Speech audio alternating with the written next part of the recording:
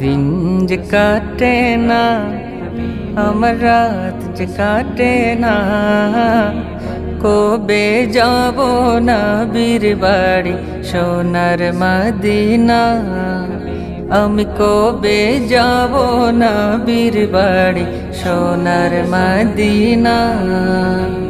ইয়া রাসূলুল্লাহ ইয়া হাবিবাল্লাহ।